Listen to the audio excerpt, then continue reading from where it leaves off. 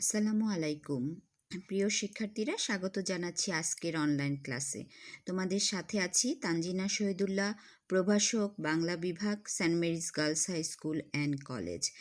শিক্ষার্থীরা, আমরা গত কয়েকটা ক্লাস বাংলা প্রথম পত্রের কবিতা গদ্যের উপর করেছি। এবার আমি যেটা বলবো, বিশেষ করে একাদশ শ্রেণী মেয়েদের জন্য, যে আমাদের সহপাঠ যে বইটা রয়েছে সেটা আমাদের একটা উপন্যাস এবং একটা নাটক দিয়ে এই সহপাঠ বইটা তৈরি করা হয়েছে। তো আজকের ক্লাসে আমরা উপন্যাস নিয়ে আলোচনা করব।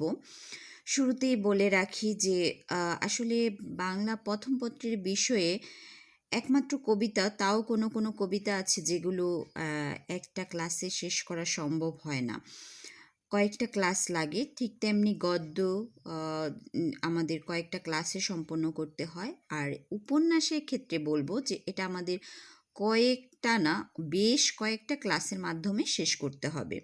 তো সেক্ষেত্রে আমি তোমাদের সহযোগিতা কামনা করব। কেননা দেখো, যদি পরিস্থিতি স্বাভাবিক হতো তাহলে ক্লাসরুমে আমরা যেভাবে পড়াশোনা এগিয়ে নিয়ে যেতে পারতাম, সেটা কিন্তু এখন এই পরিস্থিতিতে আমাদের নেওয়াটা খুবই কষ্টসাধ্য হচ্ছে। তারপরেও আমরা অনলাইন শিক্ষা মাধ্যমে চেষ্টা করছি যে তোমাদের পড়াশোনাটা নিয়মিত চালিয়ে যাওয়ার। তো সেই ক্ষেত্রে তোমরা যদি উপন্যাসটা, উচ্চ মাধ্যমিকের সকল শিক্ষার্থী আমি জানি যে তোমরা রিডিং পড়তে পারো, ভালোভাবেই পড়তে পারো। তো উপন্যাসটা যদি নিজে থেকে পড়ে ফেলো এবং কোথায় কোথায় সমস্যা আছে সেগুলো চিহ্নিত করো, দাগিয়ে রাখো। আর আমার উপন্যাসের ক্লাসের পর যদি সেই জিনিসগুলো নিয়ে, যে এই এত পৃষ্ঠার এই প্যারাটাতে সমস্যা রয়েছে, এরকমভাবে যদি জানতে চাও তাহলে আমার জন্য খুব ভালো হবে। যে উপন্যাসটা তোমাদের সে সম্পূর্ণ করা আমার জন্য খুবই সহজ হবে। তাছাড়া আমি চেষ্টা করব যে দেখি পরিস্থিতি কবে স্বাভাবিক হয়। আল্লাহ চায় তো স্বাভাবিক হলে আমরা শ্রেণীকক্ষে তো আমাদের সমস্যা নিয়ে কথা বলতে পারবই। তাছাড়া আমরা যে কয়েকটা ক্লাস লাগুক, আমরা উপন্যাসটা রিডিং পড়ে শেষ করব। কারণ যদি উপন্যাসের ভিতরের জিনিসগুলো না বুঝতে পারি, এখানে অনেকগুলো চরিত্র আসবে, ঘটনা আসবে, সেগুলো যদি আমরা না বুঝি তাহলে আমাদের পক্ষে সৃজনশীল উত্তর দেওয়া খুব কষ্টকর হবে। সেই সাথে আমি উপন্যাসের এই ক্লাসগুলোতে দ্বাদশ শ্রেণী মেয়েদেরও আহ্বান করব। কেননা আসলে দ্বাদশ শ্রেণীতে তোমরা একেবারে যে আমাদের শ্রেণীকক্ষে আমরা যে উপন্যাসটা শেষ করেছি, সেখানে আমি আশা করি এতদিন যদি কেউ চর্চা করে না থাকো তাহলে অনেক জায়গায় ভুলে গিয়েছো।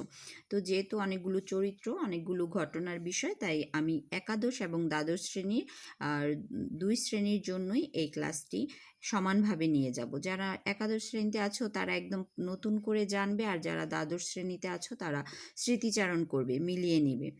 তো চলো, উপন্যাসের যথারীতি যেরকম করি, যে কোনো গদ্য বা কবিতা শুরু করার আগে কবি পরিচিতি, লেখক পরিচিতি সম্পর্কে আমরা একটা ধারণা নিই, ঠিক তেমনি উপন্যাসটা শুরু করার আগেও আমাদের ঔপন্যাসিক সৈয়দ ওয়ালিউল্লাহ ওনার সম্পর্কে জেনে আসব। আমাদের উপন্যাসটি হচ্ছে লাল সালু, লিখেছেন সৈয়দ ওয়ালিউল্লাহ। তো সৈয়দ ওয়ালিউল্লাহ সম্পর্কে জানতে গেলে প্রথমেই জানতে হবে যে এখানে আছে যে সৈয়দ ওয়ালিউল্লাহ বাংলা কথা সাহিত্যের অন্যতম শ্রেষ্ঠ রূপকার, জীবন সন্ধানী ও সমাজ সচেতন এ সাহিত্য শিল্পী চট্টগ্রাম জেলার ষোলশহরে 1922 খ্রিস্টাব্দে 15ই আগস্ট এক সম্ভ্রান্ত পরিবারে জন্মগ্রহণ করেন। তার পিতৃনিবাস ছিল নোয়াখালীতে, তার মানে তিনি তার দাদার বাড়ি ছিল নোয়াখালীতে আর জন্মগ্রহণ করেছিলেন চট্টগ্রাম জেলায়। তার পিতা সৈয়দ আহমদ উল্লাহ ছিলেন উচ্চপদস্থ সরকারি কর্মকর্তা। এটাও মনে রাখবে, বাংলার বিভিন্ন অঞ্চলে পিতার কর্মস্থলে ওয়ালিউল্লাহর শৈশব, কৈশোর ও যৌবন অতিবাহিত হয়।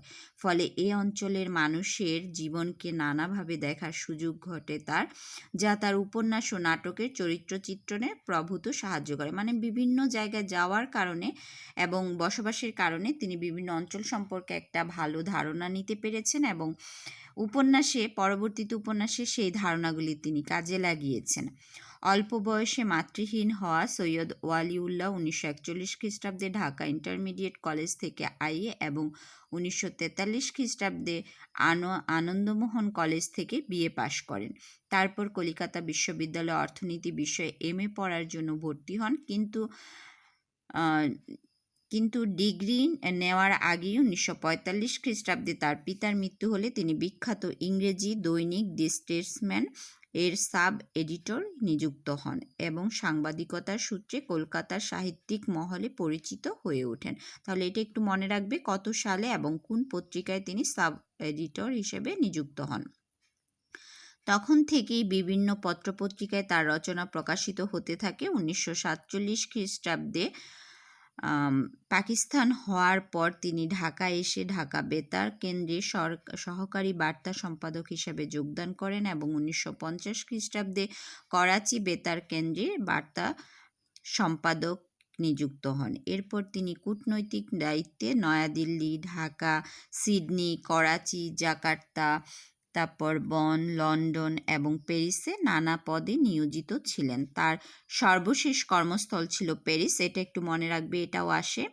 বাংলাদেশের মুক্তিযুদ্ধের পক্ষে কাজ করার জন্য তিনি পাকিস্তান সরকারের চাকরি থেকে অব্যাহতি নেন এবং মুক্তিযুদ্ধের পক্ষে ব্যাপকভাবে সক্রিয় হন। বাংলাদেশের স্বাধীনতা লাভের পূর্বে 1971 সালের 10ই অক্টোবরে তিনি প্যারিসে পরলোক গমন করেন। এই ছিল আমাদের সৈয়দ ওয়ালিউল্লাহর জন্ম, মৃত্যু, শিক্ষা জীবন এবং তার কর্মজীবন সম্পর্কে জানা। তারপর আমরা জানব সৈয়দ ওয়ালিউল্লাহ সাহিত্যকর্ম সমগ্র বাংলা সাহিত্যে বিশেষ মর্যাদার অধিকারী ব্যক্তি ও সমাজের ভেতর ও বাইরের সূক্ষ্ম গভীর রহস্য উদ্ঘাটনের বিরল কৃতিত্ব তার গল্প উপন্যাসে একদিকে যেমন স্থান পেয়েছে কুসংস্কার ও অন্ধ ধর্মবিশ্বাসে আচ্ছন্ন বিপর্যস্ত আশাহীন ও মৃতপ্রায় সমাজ জীবন, অন্যদিকে তেমনি স্থান পেয়েছে মানুষের মনের ভেতরকার লোভ, প্রতারণা, ভীতি, ঈর্ষা প্রবৃত্তির ক্রিয়া প্রতিক্রিয়া। কেবল রসপূর্ণ কাহিনী পরিবেশন নয়, তার অভীষ্ট ছিল মানব জীবনের মৌলিক সমস্যার রহস্য উন্মোচন। এবার তার কিছু সৃষ্টিকর্ম সম্পর্কে আমরা জানব। নয়নচারা 1946 এবং দুই তীর ও অন্যান্য গল্প 1965 তার গল্পগ্রন্থ, এই দুইটা তার গল্পগ্রন্থ, এবং লাল সালু 1948, চাঁদের অমাবস্যা 1964 ও কাদো নদী কাদো 1968 তার বিখ্যাত উপন্যাস। সৈয়দ ওয়ালিউল্লাহ নিরীক্ষামূলক 4টি নাটকও লিখেছেন, সেগুলো হলো বহিপীর, তরঙ্গভঙ্গ, উজানে মৃত্যু ও সুরঙ্গ। এই ছিল আমাদের সৈয়দ ওয়ালিউল্লাহ সম্পর্কে জানা এবং তার সাহিত্যকর্ম সম্পর্কে জানা। তো শিক্ষার্থীরা আজকে এতটুকুই থাক।